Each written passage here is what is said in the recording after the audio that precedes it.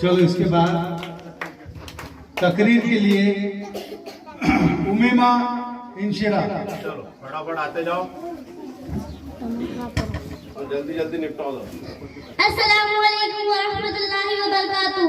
نحمده ونصلي على رسوله الكريم اما بعد فاعوذ باللہ من الشیطان الرجیم بسم اللہ الرحمن الرحیم. وقال اللہ تعالی وإنك لعلى خلق عظیم. وقال رسول اللہ صلی اللہ علیہ وسلم انما بعثت لأتمم مکارم الاخلاق. صدق اللہ العظیم وصدق رسولہ النبی الکریم. سامعین اکرام اور میرے معزز اساتذہ اکرام اور میرے ہم مکتب ساتھیوں, السلام علیکم ورحمۃ اللہ وبرکاتہ. آج میں اس محفل اس عظیم الشان ہستی کے اخلاق پر لطف شائی کرنے کی جسامت کر رہی ہوں, جس کی گواہی خود قرآن کریم دے رہا ہے. انما وانک لعلی خلق عظیم, کہ بے شک آپ اعلیٰ درجے کے اخلاق کے حامل ہے, جس کے اعلیٰ اخلاق کی گواہی خود اللہ رب العزت اپنے کلام پاک میں دے رہا ہے. آخر وہ عظیم الشان ہستی کون ہے؟ وہ ہمارے نبی امی مکی و مدنی حضرت محمد مصطفیٰ صلی اللہ علیہ وسلم ہے. ہمارے نبی صلی اللہ علیہ وسلم نے فرمایا انما بعثت لأتمم مکارم الاخلاق, کہ مجھے بہترین اخلاق کا نمونہ پیش کرنے کے لیے بھیجا گیا ہے. سامعین اکرام, ہمارے نبی صلی اللہ علیہ وسلم وہ تھے جنہوں نے اپنی زندگی میں ایسے اخلاق کا مظاہرہ کیا جس کی گواہی قرآن کریم ہی نہیں, مسلمان ہی نہیں, بلکہ دشمنان ملت, دشمنان اسلام اور مشرکین مکہ بھی آپ صلی اللہ علیہ وسلم کی گواہی کے حامل ہیں. حضرت انس رضی اللہ تعالیٰ فرماتے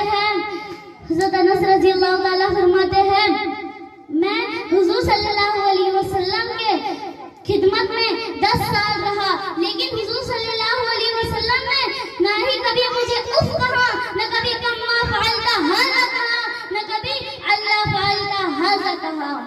میرا مخدوم تو کانا یا غضب نفسہ کا جیتا جاگتا نمونہ تھا. ایک مرتبہ اللہ کے رسول صلی اللہ علیہ وسلم غزوہ بدر میں زخمی ہوئے, دندان مبارک شہید ہو گئے, چہرہ نور سے لہو لہان ہو گیا. ایک مرتبہ حضرت صحابہ رضی اللہ تعالیٰ فرماتے ہیں اے اللہ کے رسول صلی اللہ علیہ وسلم, آپ ان کے حق میں انہیں بددعا فرما دیجئے, لیکن ہمارے نبی صلی اللہ علیہ وسلم نے انہیں معاف فرما دیا. یہ تھے ہمارے نبی جن کے کردار بھی اعلیٰ, جن کے صفات بھی اعلیٰ, جن کے اخلاق بھی اعلیٰ. آخر میں اس شعر کے ساتھ اپنی تقریر کا اختتام کرتی ہوں. نرمی وفا صبر کے پیکر تھے رسول, رحمت کے دریا کے برابر تھے رسول, ہر ایک کو دیکھا تو مسکرا کر ملے رسول, ہر ایک کو دیکھا تو مسکرا کر ملے رسول, ہر ایک کو دیکھا تو مسکرا کر ملے رسول, اخلاق میں سب سے معتبر تھے رسول. وآخر دعوانا ان الحمد للہ رب العالمین. السلام علیکم ورحمۃ اللہ وبرکاتہ. سبحان اللہ, سبحان اللہ. اس کے بعد جماعت پنجم سے اشمیرہ خانم نعت پاک کے لیے. اشمیرہ خانم. السلام علیکم ورحمۃ اللہ وبرکاتہ. وہ شہر محبت جہاں مصطفیٰ ہے, وہی گھر بنانے کو دل چاہتا ہے. وہ سونے سے کنکر, وہ چاندی سی ماٹی, نظر میں بسانے کو دل چاہتا ہے.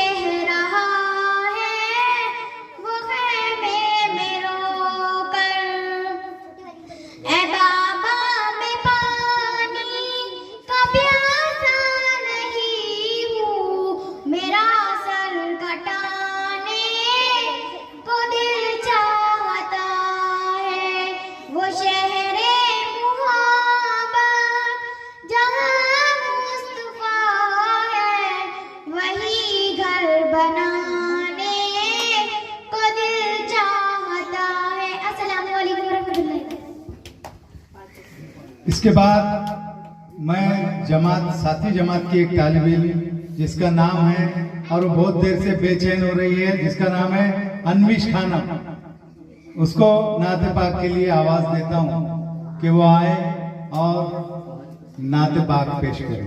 انوش خانم.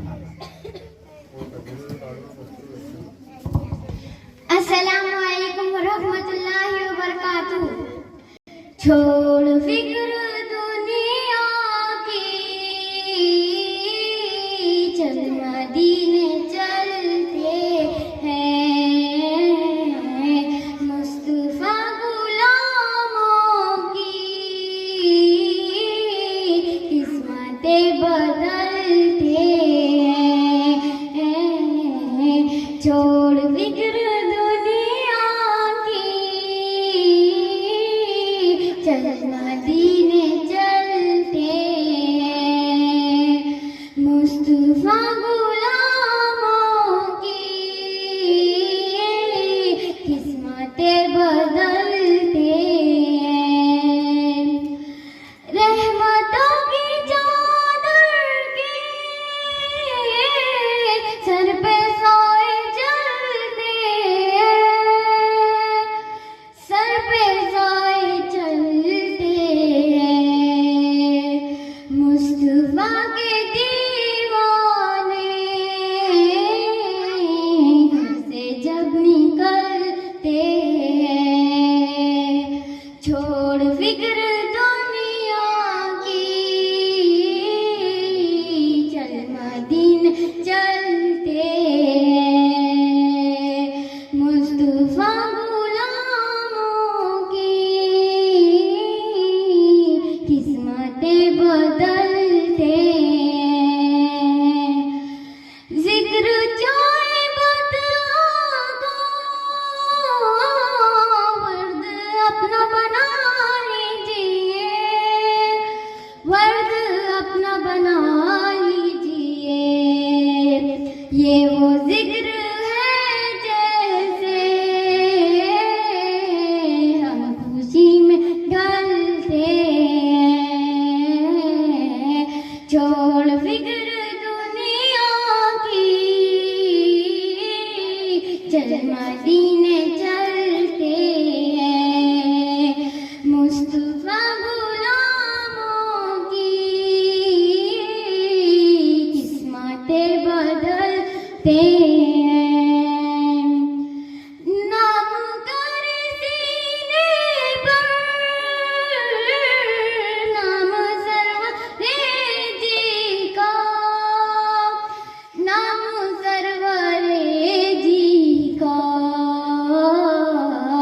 یہ وہ نام ہے جیسے سب عذاب ٹلتے ہیں. چھوڑ فکر دنیا کی، چل مدینے چلتے ہیں، مصطفیٰ غلاموں کی قسمتیں بدلتے ہیں. السلام علیکم ورحمۃ اللہ. سبحان اللہ. سبحان اللہ. بہت زبردست، بہت پیارے ترنم میں نعت پاک ابھی پیش کیا انوش نے. اس کے بعد مرضیہ اجمل، میں تقریر کے لیے آواز دیتا ہوں ساتھی جماعت کی ایک طالب علم مرضیہ اجمل کو، وہ آئیں اور اپنی تقریر پیش کریں.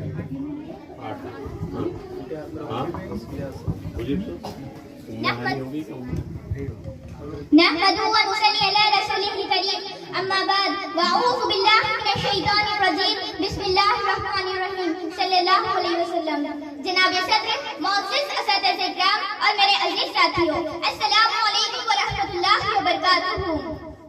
صدر علی وقار، دنیا میں ہر طرف اندھیرا ہی اندھیرا تھا. چاند تھا لیکن بے نور سا، تارے تھے لیکن بوجھے بجھے سے، اگل پر پتھر پڑے ہوئے تھے، دل اجھلے ہوئے تھے. خزاں نے باہروں کو لوٹ کر چمن بے رنگ کر دیا تھا کہ اچانک میں نبی حضرت محمد صلی اللہ علیہ وسلم کی آمد ہوئی. उन्हें रहमतुल्लिल आलमीन बनाकर भेजा गया। वो रहमतुल्लिल आलमीन जिनकी उंगली से सहराओं में जश्न फूटते हैं, जिनकी दुआ से बीमार उठकर सेहतियाब हो जाते हैं। वो रहमतुल्लिल आलमीन जिनकी गुरबत अबू बकर को सिद्दीक, उस्मान को गनी, उमर को फारूक और अली को शेर खुदा बना देती है। जिसकी निस्बत फातिमा को खातून जन्नत, हुसैन को सईदुल शुहदा का दर्जा अता करती है। मैं उस रहमतुल्लिल आलमीन की शान में क्या क्या बयान करूं।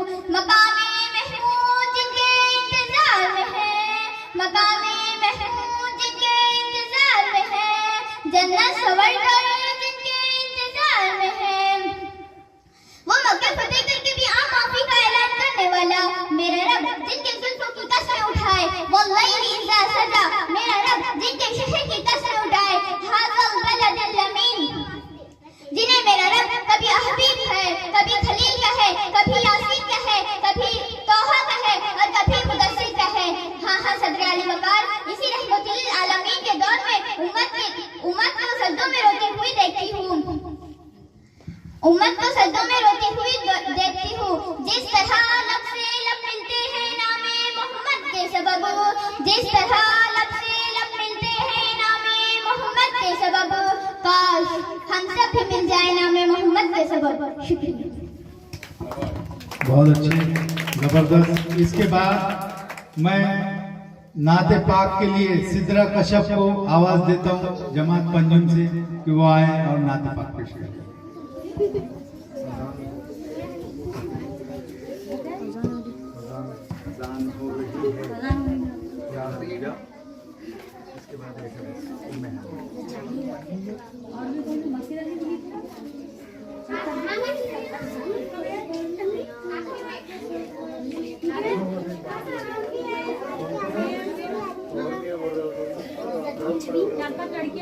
नहीं भाई जितने नाम होते हैं चलो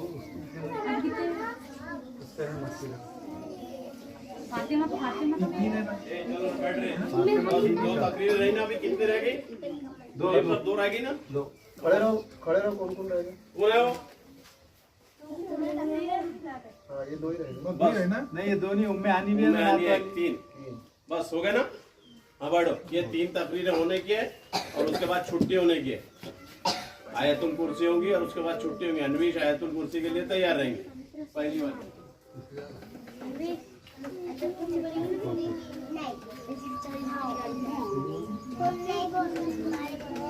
कोई उठेगा नहीं थोड़ी देर के लिए।